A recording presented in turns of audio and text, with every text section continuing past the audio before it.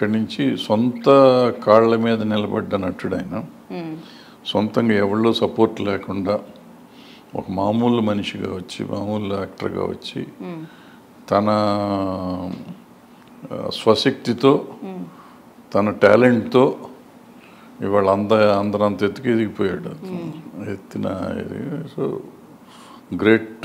ఇవాళ సాధించినందులో ఇప్పుడు రామారావు, నాగేశ్వరరావు గారు, కృష్ణ గారు, శోభన్ బాబు గారు వీళ్ళందరూ ఉండగా వచ్చి ఇతను నిలబడి ఇవాళ ఈ స్టేజ్కి వచ్చాయంటే, మనం ఇప్పుడు చాలామంది చెప్తూ ఉంటారు అదేదో వాళ్ళ పిల్లలు వస్తారు, వాళ్ళు వస్తారు, వారసత్వాలు అయ్యి అంటారు. ఇప్పుడు మరి ఏమీ లేకుండా వచ్చాడు కదా ఈయన. సో ఇట్లా చాలామంది వచ్చారు. సో వచ్చిన వాళ్ళలో ఈయన ఆ రోజుకి ఈ రోజుకి మెగాస్టార్. ఆ రోజు వచ్చినప్పుడు మొదటి 4-5 సినిమాలు ఉన్నట్టు ఖైదీ రోజు నుంచి మళ్ళీ వెనక్కి తిరిగి చూడాల. ఖైదీ వచ్చిన రోజు నుంచి ఆ తర్వాత పీక్స్కి వెళ్ళిపోయాడు. సో ఇప్పటికీ ఆయన పీక్స్లోనే ఉన్నాడు. 2-3 సినిమాలు అటు ఇటు అయినా కానీ ఆయన తిరుగులేని యాక్టర్. ఆయన వాడు మెగాస్టార్ ఈజ్ మెగాస్టార్. ఏ రోజైనా నెంబర్ 1. అంటే ఇప్పుడు చాలామంది యంగ్ హీరోస్ నాకు బ్యాకింగ్ లేదు, నేను ఎవ్వరు సపోర్ట్ లేకుండా వచ్చాను, that is just because of Chiranjeevi గారిని చూసే అని ప్రతి ఒక్కరు ఎక్కడ వాళ్ళకి ఛాన్స్ దొరికినా సరే అంటే బాగా ఎత్తేస్తున్నారులే చిరంజీవి గారిని అని అంటారు. కానీ అది నిజమే కదా. అసలు ఎట్లాంటి బ్యాకింగ్ లేకుండా చిరంజీవి గారు నిజంగానే ఒక ఇంపాసిబుల్. అంటే ఇంపాసిబుల్ కాదు, టాలెంట్ ఉంటే ఉంటారు ఇక్కడ. ఎవరైనా కానీ టాలెంట్ ఉంటే పెరుగుతారు అనేది ఇంపార్టెంట్. ఇక్కడ ఊరికే మన వాళ్ళు వచ్చి కొంతమంది కులం అంటారు, కొంతమంది వచ్చి పేరెంట్స్ ఉన్నాయి, ఏదో తండ్రి ప్రొడ్యూసరు, డైరెక్టరు, హీరోను, వాళ్ళ పిల్లలు అంటారు. ఇవన్నీ ఒట్టి మాటలు. వాళ్ళ టాలెంట్ ఉంటేనే అవుతారో చిరంజీవి గారు ప్రూవ్ చేశారు. సార్ ఎన్నో సందర్భాల్లో నాకు ఇదిగో ఆయనతో ఈ ఎక్స్పీరియన్స్ ఉంది, ఆయన మంచితనానికి లేదంటే ఆయనకున్న టాలెంట్కి లేదంటే ఇంకో దానికి ఇవి ఎగ్జాంపుల్స్ అని చాలామంది చెప్తూ ఉంటారు. మీరు ఆల్మోస్ట్ వాళ్ళ ఇంట్లో మనిషిలాగా ఎప్పుడు జరిగినా సరే చిరంజీవి గారిని కలిసి వచ్చాను అని చెప్పడం అనేది నేను చాలాసార్లు విన్నాను. మీ ఇద్దరి రిలేషన్ ఎట్లా ఉంటుందండి? ఆ రోజుల్లో బాగుండేది, చాలా బాగుండేది. సొంత బ్రదర్స్ లాగానే ఉండేవాడు మొదటి రోజుల్లో.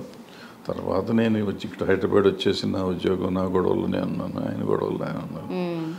చాలా పైకి వెళ్ళిపోయారు తర్వాత. సార్ అంటే ఇప్పుడు ఖైదీ సినిమాకి దానికి ముందు చిరంజీవి, దానికి తర్వాత చిరంజీవి అంటారట. ఆ సినిమా తెచ్చిన ఆ ప్రభంజనం కానీ ఆ చేంజ్ ఏంటి అసలు? అదే కల్ట్ సినిమా అంటారు. కల్ట్ సినిమా అంటే ప్రపంచం వచ్చింది. అక్కడి నుంచి ఒక కొత్త హీరో ఉద్భవించాడు. అంటే ఇక్కడికే వచ్చాడు. యాక్చువల్గా మీకు చెప్పాలంటే అప్పట్లో రామారావు గారి సినిమాలకి డబ్బులు వేసేవారు, సాంగ్స్కి వాటికి 5 సినిమాకి. చిరంజీవి గారికి మొగుడు కావాలి సినిమాకి, మన సినిమాకి డబ్బులు వేసేవారు కదా, వేస్తే గంపలతో ఏరతారు అనమాట. ఊడ్చి షో అయిపోయినాక డబ్బులు ఊడ్చి గంపల్లో వేసుకుని తీసుకెళ్ళేవారు థియేటర్స్లో.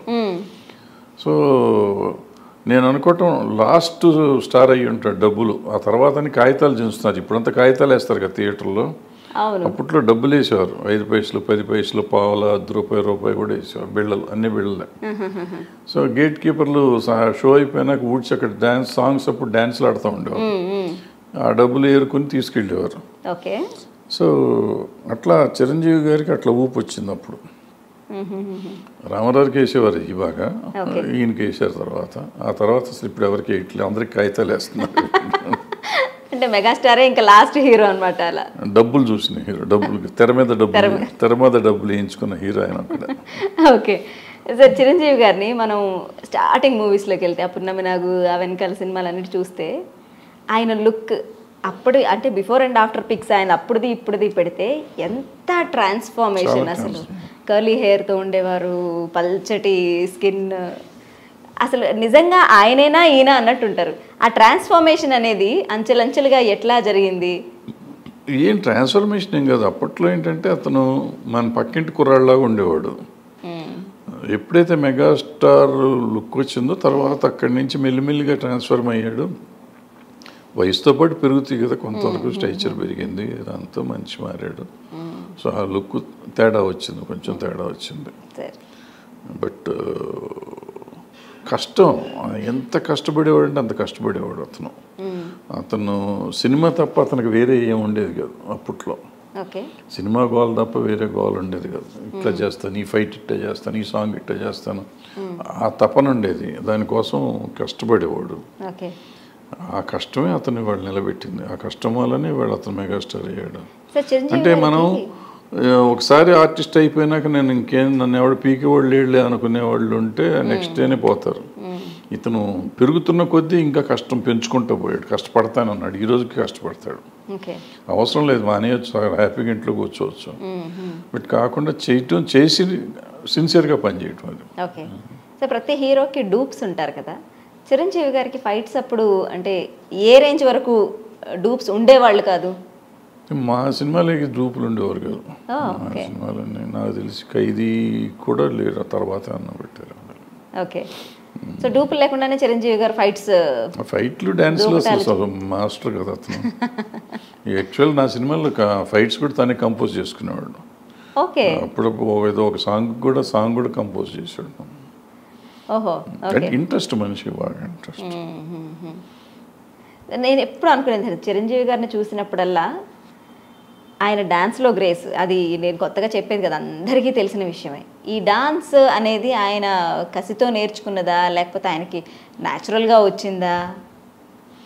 నేను అనుకుంటే న్యాచురల్గానే వచ్చింది అనుకోండి. అంటే న్యాచురల్గా బాడీలో ఫ్లెక్సిబిలిటీ లేకపోతే నేర్చుకున్నా కానీ రాదు. సో ఇతను సినిమా యాక్టర్ అవుదాం అనుకున్నప్పుడు ఇన్స్టిట్యూట్లో చేశారు కదా, ఇన్స్టిట్యూట్లో నేర్పిస్తారు కదా. ఆ నేర్చుకున్నది కానీ లేకపోతే తను సినిమాలు చూసి నేర్చుకున్నది కానీ తను వేసుకుంది వచ్చింది. ఆయనకి ఏంటంటే అప్పుడు కమల్ హాసన్, రజనీకాంత్ వచ్చిన కొత్తది. సో ఇతను కమల్ హాసన్ లాగా డ్యాన్స్ చేయగలడు, రజనీకాంత్ లాగా స్టైల్స్ గిల్స్ చేయగలడు. ఈ రెండు కంబైన్డ్గా ఇతనికి వచ్చేటప్పటికి కొత్త మనిషిని చూశారు, కొత్త క్యారెక్టర్. తెలుగులో ఒక కొత్త మనిషిని చూశారు ఫస్ట్ టైం. మన పక్కింటి కుర్రాడు సినిమా పిచ్చోళ్ళు ఎట్లా ఉంటారు అట్లా ఉన్నట్టు చూసాను. ఆయన డాన్స్లో ఫైట్లే కాదు సార్, ఆయన కామెడీ టైమింగ్ కూడా అద్భుతమైన కామెడీ టైమింగ్ మెగాస్టార్ గారిది. దాని ముందు కోతల రైడు, మొగుడు గోల్ రెండు కామెడీలే, దగ్గర కామెడీలు అయ్యి. ఓకే. సో అందులో అన్నీ అతను రెండు సినిమాల్లోనూ కామెడీ చాలా బాగా పండించాడు. సార్ ఫ్యాన్స్ గురించి మాట్లాడితే సార్, ఆయనకున్న ఫ్యాన్ బేస్ ఒక రేంజ్, అది మెగాస్టార్కున్న ఫ్యాన్ బేస్ గురించి అసలు ఎవరూ చెప్పక్కర్లేదు. ఆ ఫ్యాన్ బేస్ని ఆయన ఎప్పుడు ఎట్లా అడ్రస్ చేస్తూ ఉండేవాళ్ళు? దాన్ని నిలబెట్టుకోవటం అనేది ఫ్యాన్ బేస్ని ఒక కత్తి మీద సాము లాంటి పని ఏ హీరోకైనా కూడా, వాళ్ళందరినీ ఎప్పటికప్పుడు సాటిస్ఫై చేయడం. నాకు ఐడియా లేదు, నిజంగా ఐడియా లేదు. అంటే మేము సినిమాలు తీసినప్పుడు నేను బిగినింగ్ డేస్లో కాదు చేసింది, కోతలేడు మొగుడు గోల్ తర్వాత నేను మళ్ళీ ఆయనతో చేయలేదు సినిమా. అప్పటికి ఫ్యాన్స్ ఉండేవారు కానీ కొత్తగా ఫ్యాన్స్ పెట్టినాళ్ళే, వస్తే మాట్లాడే సెట్లో వస్తే మాట్లాడే టైప్. కానీ అప్పుడు హడావిడి లేదు. సో ఆ తర్వాత కదా హడావిడి పెరిగింది. ఆ తర్వాత ఆయన బాగా ఫ్యాన్ బేస్ అంటే భయంకరమైన ఫ్యాన్ బేస్ వచ్చేసింది ఆ రోజుకి ఈ రోజుకి కూడా. సో ఆయన ఫ్యాన్స్ చాలా అంటే హార్డ్ కోర్ ఫ్యాన్స్, ఆయన కోసం ప్రాణం ఇచ్చేసే లెవెల్లో ఉండే ఫ్యాన్స్ ఉన్నారు ఇప్పుడు కూడా. సార్ చిరంజీవి గారిని ఇంతకు ముందు పాత సినిమాలు చూసినట్లయితే సుప్రీం హీరో అని పడేది మొదట్లో, మొదటి సినిమాల్లో పడింది. చిరంజీవి గారికి మెగాస్టార్ని మన అదే కేఎస్ రామారావు గారు మరణ మృదంగం సినిమాలో మెగాస్టార్ అని వేశారు. అప్పటి నుంచి ఆయన మెగాస్టార్ అయిపోయారు. ఆయనకి అంటే రెండు బిరుదులు అనమాట, అయితే సుప్రీం హీరో, దాని తర్వాత రూపాంతరం చెందిన మెగాస్టార్ అనమాట. సో మెగాస్టార్ అంటే ఇప్పుడు ఆయన ఫ్యామిలీ నుంచి ఆయన అడుగులో ఆయన్ని ఏమంటారు ప్రత్యక్షంగా ఆయన ఫ్యామిలీలో వచ్చిన హీరోలు కొంతమంది అయితే ఏకలవ్య శిష్యుల్లాగా ఎంతోమంది హీరోలు ఆయన వెనకాల ఉన్నారు, ఫ్యాన్స్ మాత్రమే కాకుండా. అంటే వాళ్ళ ఫ్యామిలీ నుంచి వచ్చిన వాళ్ళే కాదు, ఈవెన్ మీరు వెంకటేష్ గారిని తీసుకున్నా కానీ చిరంజీవి గారి లాగానే ఉండేవాడు. ఆయన వచ్చిన కొత్త చిరంజీవి గారి లాగా డ్యాన్స్లు గిన్స్లు. సో వచ్చిన హీరోలు చాలామంది చిరంజీవిని గారిని ఇమిటేట్ చేస్తూనే వచ్చారు. ఒక చిరంజీవి కాదు, మన దగ్గర 100 చిరంజీవులు ఉన్నట్టు లెక్క ఇప్పుడు. అంటే వాళ్ళ ఫ్యామిలీలో ఉన్నవాళ్ళు కానీ బయట వాళ్ళు కానీ అందరూ చిరంజీవి గారి లాగానే చేస్తూ ఉంటారు. దానికంటే కొంచెం కొంచెం మారి చేసిన వాళ్ళు కొంతమంది ఉన్నారు. ఇప్పుడు అల్లు అర్జున్ గారు ఉన్నారు, వచ్చిన కొత్తలో చిరంజీవి గారి ఫ్యామిలీ కింద ఉండారు. ఇవాళ ఆయన ఇండివిజువల్గా ఆయన స్టైల్ ఆయన డెవలప్ చేసుకున్నాడు. సో అట్లా పవన్ కళ్యాణ్ గారు ఉన్నారు, ఆయన వాళ్ళ ఏదైనా కానీ ఆయనకు కొత్త స్టైల్ ఆయన డెవలప్ చేసుకున్నాడు. సో ఇట్లా ఎవళ్ళకాళ్ళు వాళ్ళ దీనిలోకి వచ్చారు. చిరంజీవి గారి ప్రత్యేకత అంటే వేరే వాళ్ళ వేరే హీరోస్తో పోల్చి ఆయన్ని మాత్రమే పక్కన తీసి పెట్టాలి అంటే what are the qualities sir that will define only megastar? ఆయన డ్యాన్స్ ఫైట్స్ కామెడీ టైమింగ్ ఈ మూడే అయింది ఆయన స్పెషాలిటీస్ ఈ మూడు ఆయన స్పెషాలిటీస్. అప్పట్లో ఇప్పుడు మనకి మన రామారావు, నాగేశ్వర గారు, కృష్ణ గారు, శోభన్ బాబు గారు డ్యాన్స్లో ఒక టైప్లో ఉండి ఇతను వచ్చినాక ఇంకో మారిపోయింది. స్టైలే మారిపోయింది. Okay, behind the screen sir అంటే ఒక సినిమా ప్రొడక్షన్లో ప్రొడ్యూసర్స్కి ఎంత కంఫర్టబుల్గా ఉంటారు చిరంజీవి గారు? చెప్పాను కదా, మొత్తం తను కష్టపడతాడు, సినిమా కోసం కష్టపడతాడంటే ప్రొడ్యూసర్ మనిషి కింద లెక్క కదా. అంటే అట్లీస్ట్ మా సినిమాల వరకు అయితే అద్భుతంగా అసలు తనే కోఆపరేట్ చేసేవాడు. ఫర్ ఎగ్జాంపుల్ నా సినిమా ఉంది, అది వస్తే మొగుడు కావాలో బట్టలు కొన్నాం కానీ ఆ క్యారెక్టర్కి అది బాగోలేదు అన్న, అది ఏం చేద్దామని ఒకరోజు మా ఇంటికి వచ్చాడు. వచ్చిన బీరువా తీసి బీరువాలోంచి రెండు చొక్కాలు తీసుకెళ్ళి సినిమా అంతా చొక్కా వాడాడు. 30,000 రూపాయలు. ఆ రోజుల్లో 30,000 పెట్టి ఆయన కాస్ట్యూమ్ కుట్టించాను నేను. అవి వదిలిపెట్టి పక్కన పడేసి ఈ చొక్కా వేసుకుంటారు, మీకు బ్లూ షర్ట్ వేసుకుని ఉంటాడు సినిమా అంతా. మొగుడు కావాలి, అది నా షర్ట్ టైట్గా ఉంటుంది, పొట్ట కూడా బయటకు వచ్చేసి ఉంటుంది, అది ఇప్పుడు గుండి లాగేస్తూ ఉంటాను. సో అది ఏంటంటే నేను సన్నగా ఉండేవాడిని అప్పుడు బాగా. ఏంటంటే ఇంట్రెస్ట్ ఆయనకి, ఎందుకమ్మా అట్లా ఉండకూడదు కదా అంటే, లేదు ఇది న్యాచురల్గా ఉంటుందని. అంటే తన ఇన్వాల్వ్మెంట్ నిజంగా పండింది. అంటే దానివల్ల సినిమా ఆడిందని నేను అన్నా, కానీ కొత్త లుక్ కనపడింది జనంలో. అసలు హీరో ఇట్లా చేస్తారా అనే ఫీలింగ్ వస్తుంది కదా. సో అట్లా తాను సినిమా కోసం అని తను కష్టపడుతుంది, తన సినిమాని గురించి ఆలోచించడం. ఒక సాంగ్లో షూస్ సూట్, మంచి బ్రహ్మాండమైన సూట్ గీట్ వేసాం. వేస్తే షూస్ తనకు ఉన్న షూస్ చిరిగిపోయినాయి. అప్పట్లో మనం షూస్ కొనేవాళ్ళం కాదు. షూస్ చిరిగిపోయినాయి. వచ్చి నాకు షూస్ కావాలన్నా, షూస్ ఎవడు చూస్తాడు పో అన్న. అంటే లేదు కొందాం పదా అంటే, నేను కొనుక్కుంటాను, నా డబ్బులతో కొంటాను పదా అన్నాడు.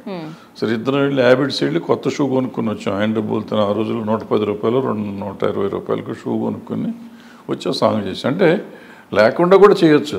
ప్రొడ్యూసర్ కొన్నప్పుడు నాకేంటి దురద అనుకుని అతను చిరిగిపోయిన బూట్లు వేసుకుని చేయొచ్చు. ఇంత సూట్ వేసుకున్నాడు, చిరిగిన బూట్లు వేస్తే బాగోదు, పొరపాటున షార్ట్లో కనపడితే. సినిమా స్కోప్ కాబట్టి కాళ్ళు కనపడం అనేది నా ఇది. కనపడితే బాగోదు కదా అనేది అతని పాయింట్. బాగోదు, లేకపోతే కెమెరా టిల్ డౌన్ చేసినప్పుడు షూస్ కనపడితే బాగోదు. కెమెరా డ్యాన్స్ మూమెంట్లో గబుక్కున కాళ్ళ మీద పెట్టాలంటే చిరిగినవి బాగోవు కదా, దొరికిపోతామని అని ఆలోచించి తను చేయటం అనేది. అంటే అంత ఇన్వాల్వ్ అయ్యేవాడు, అంత ఇష్టంగా ప్రేమించేవాడు. సినిమాని ప్రేమించడం ఇదంతా. సినిమాని ప్రేమించకపోతే మనం ఇచ్చే డబ్బులకి వాళ్ళు ఈ ఖర్చులన్నీ పెట్టుకోవాలంటే వర్కౌట్ అవుతుంది ఆ రోజుల్లో. సార్ చిరంజీవి గారు అంటే మన ప్రొడ్యూసర్ ఇచ్చిన రెమ్యూనరేషన్ తీసుకునే హీరో నుండి రెమ్యూనరేషన్ డిమాండ్ చేసే స్థాయికి ఎప్పుడు జరిగింది సార్? ఖైదీ తర్వాత నుంచి. ఖైదీ నుంచి అసలు టోటల్గా మారిపోయాడు కదా. అంటే డిమాండ్గా పెద్దగా ఏమో పెరుగుతూ ఉండటమే. అప్పుడు అవసరం కొద్దీ వెళ్ళిన వాళ్ళు పెంచుకుంటూ పోవటమే. కానీ నాకు తెలిసి ఈయనే కాదు, ఏ హీరో కూడా వాళ్ళంతటా వాళ్ళుగా మేము ఇంత పెంచుతాం అనరు. నేను 10 తీసుకుంటున్నాను అనుకోండి ఓ హీరోగా, నా మార్కెట్ సినిమా హిట్ అవగానే వచ్చి ఇంకోళ్ళు వచ్చి నాకు ₹1,00,00,000 ఇస్తానని నేను వద్దంటానా. అప్పుడు ఏమంటే ఆయన ₹1,00,00,000 ఇస్తానంటే నా రెగ్యులర్గా ఉన్న ప్రొడ్యూసర్ నేను 10 కదా నీకు మొన్న ఇచ్చింది అంటే, అతను 1,00,00,000 ఇస్తున్నాడు కదంటే ఇతను 50 అన్న ఇస్తాడుగా. అట్లా. సో చిరంజీవి గారు అంటే సెట్స్లో కూడా బాగా జోవియల్గా ఉంటారు ఆయన అని విన్నాను నేను. బాగా జోవియల్గా అంటే అసలు ఆయన ఏంటి, అందరితో మాట్లాడడం, కలివిడిగా ఉండటం, భోజనాల సమయాలు అంటే I want to know what exactly అంటే జోవియల్గా ఉండటం అంటే ఏంటి, కలివిడిగా ఉండటం. అందరితో బాగుంటాడు, అందరితో చాలా మర్యాదగా ఉంటాడు, ప్రేమగా ఉంటాడు, జోకులు వేస్తూ ఉంటాడు, అని బాగుంటాడు. సార్ చిరంజీవి గారి డ్యాన్స్ గురించి లేదంటే యాక్టింగ్ గురించి ఇవన్నీ మనకు తెలుసు, కానీ హీరోయిన్స్ కూడా ఆయనతో ఒక్క అవకాశం వస్తే చాలు యాక్ట్ చేయడానికి, ఆయనతో కలిసి డాన్స్ చేయడానికి అని అనుకుంటారు. ఆయనతో డాన్స్ అంటే బెదిరిపోయేవాళ్ళంట, ఆయన గ్రేస్కి మనం మ్యాచ్ చేయలేము అని. ఎట్లా ఉండేది సార్ ఆయనతో అంటే హీరోయిన్స్ యొక్క? బాగుంటుంది అంటే తనతో చేయటానికి పోటీ పడినట్టు ఉంటుంది కదా, వాళ్ళు కూడా చాలా హ్యాపీగా తీసుకునేవారు. అందులో ఇతను కుర్రాడు, 25 ఏళ్ళు వయసులో ఉన్న కుర్రాడు. సో అమ్మాయిలు కూడా అట్లాగే ఉండేవారు. సో ఆ ఎన్విరాన్మెంటే వేరుగా ఉండేది. సో పోటీ పడి డ్యాన్సులు చేయటాలు కానీ ఇంకోటి కానీ ఉండేది. తను పెద్ద స్టార్ అయిపోయినాక అతనితో డ్యాన్స్ చేయాలంటేనే భయపడేవారు కొత్త హీరోయిన్లు. ఆ లెవెల్ మనం చేయగలం అని. బట్ చేసేవారు. రాధిక, రాధా వీళ్ళందరూ విజయశాంతి వీళ్ళందరూ అట్లా బాగా డ్యాన్స్ చేసేవారు ఆయనతో కూడా. విజయశాంతి గారితో ఆయన చేసిన సినిమాలు చాలా సినిమాలు, వాళ్ళిద్దరిది చాలా హిట్ కాంబినేషన్. రాధ గారితో కూడా అసలు వాళ్ళిద్దరు చేసే డాన్స్ ఆన్ స్క్రీన్ చూస్తుంటే ఉంటుంది, అసలు కన్నుల పండగగా ఉంటుంది సార్. అది ఆన్ ద సెట్స్ ఎలా ఉండేది సార్ వాళ్ళతో మేకింగ్, డాన్స్ మేకింగ్? డాన్స్ అప్పుడే కాదు అసలు, మామూలుగా వాళ్ళు అందరూ ఉంటే సెట్ అంతా అల్లకల్లోలంగా ఉండేది. వాళ్ళు అంటే బట్ మనం చాలా తక్కువ సార్లు నేను వెళ్ళాను. అప్పటికప్పటికి నేను మానేశాను సినిమాలు ఆల్మోస్ట్. ఆయన అయిపోయినాక 1-2 సార్లు వెళ్ళాను సెట్లో. విజయశాంతి గారు ఉన్నప్పుడు 1 సారి 2 సార్లు, రాధ గారు ఉన్నప్పుడు 2-3 సార్లు అట్టే. బాగా సందడిగా ఉండేవారు, బాగుంటుంది. ఓకే.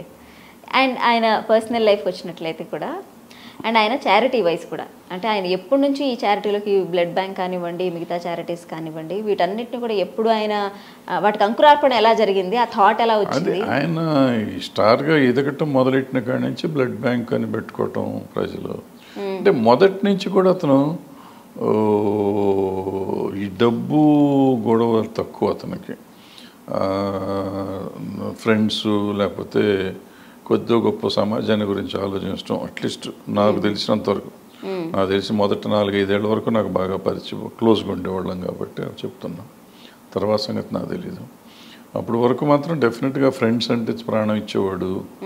అట్లాగే ఈ సామాజిక కార్యక్రమాలు అంటే ఇంట్రెస్ట్ తనకి. ఎంత అప్పుడు రెమ్యునరేషన్ ఎంత ఇచ్చేవారు ఏం లేదు కదా, దాంట్లోనే ఏం చేయగలను ఎట్టా అనేది ఉండేది. చాలా బాగా ఆలోచించాడు, సమాజాన్ని గురించి కొంచెం గొప్ప ఆలోచించేవాడు.